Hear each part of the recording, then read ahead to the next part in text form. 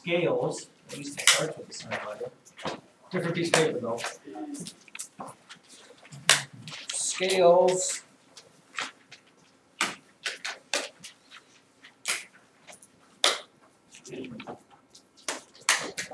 And scales are basically visuals of numerical information.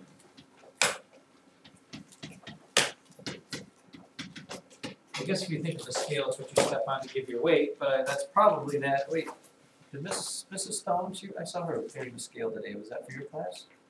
We haven't had it. Oh, maybe it is. It's one of those balance things. That's also called a scale. But we use scales when we're trying to measure things. For example, your ruler. When I was in drafting class, they didn't call them rulers. They called them scales. You have 1 inch, 2 inch, 3 inch, 4 inch. And each one of those are kind of the little other things. Other places you see scales are, Kate?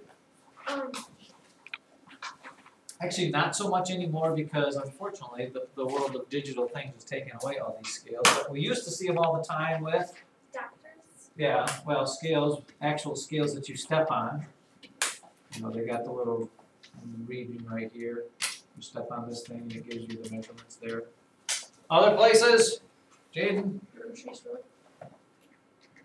Where? Huh? Oh, when you weigh, okay, let's get off of weighing things with scales. Let's go with other places where you see scales written out as number lines. Let me give you another one. How about this one? We don't use these too much anymore, but yeah, a thermometer. It's a different type of scale because the thermometer was cut into degrees.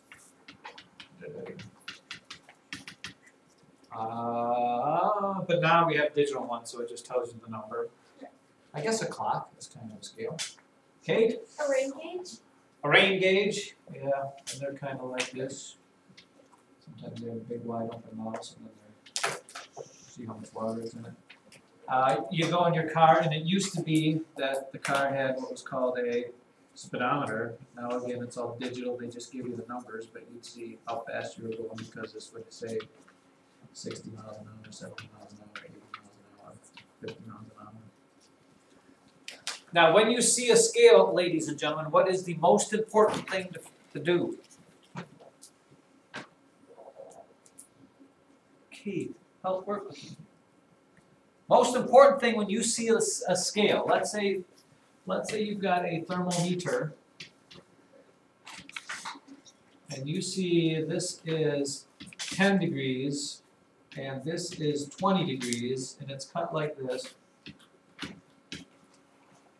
And your temperature is, I want that color, this color.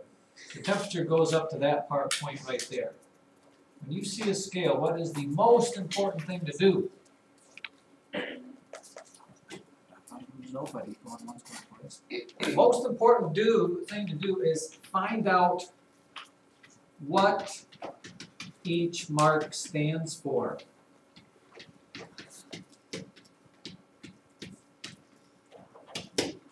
I know my temperature is between 10 and 20 degrees.